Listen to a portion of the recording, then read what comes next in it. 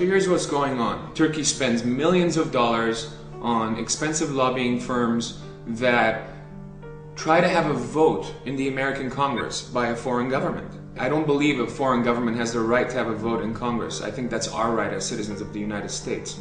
The Armenian community has been very vigilant about getting our congressional representatives to recognize this as a genocide, to fight those lobbyists and the Turkish government's denialist claims. Now, the real reason they're trying to deny the genocide is because they don't really want to take responsibility for it or pay for it. It's not because they don't know what happened. It's in every archive of every nation in the world. For those of you who aren't aware, there was a genocide that did take place against the Armenian people.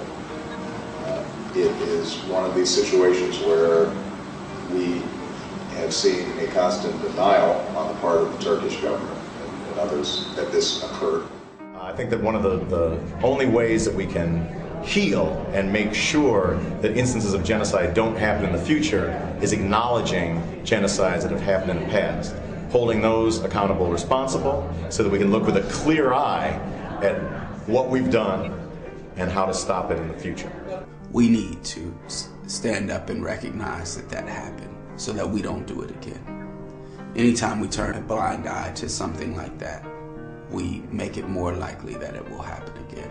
The Armenian genocide needs to be recognized. Many presidential candidates, before they become president, make a statement saying that they will recognize the Armenian genocide as such. However, most presidents, once they actually get into office, shy away from that responsibility of calling it a genocide once they start dealing with Turkey, foreign policy issues. The resolution on the mass killings of Armenians beginning in 1915 is counterproductive. Congress has more important work to do than antagonizing a democratic ally in the Muslim world.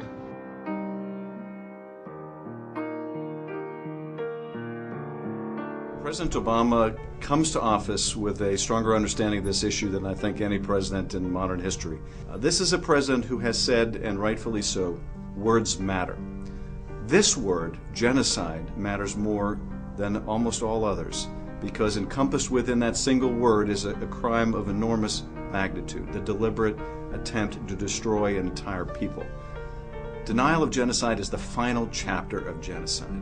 We don't want to be complicit in the final chapter of a genocide. So we need to speak plainly. This is a moral imperative.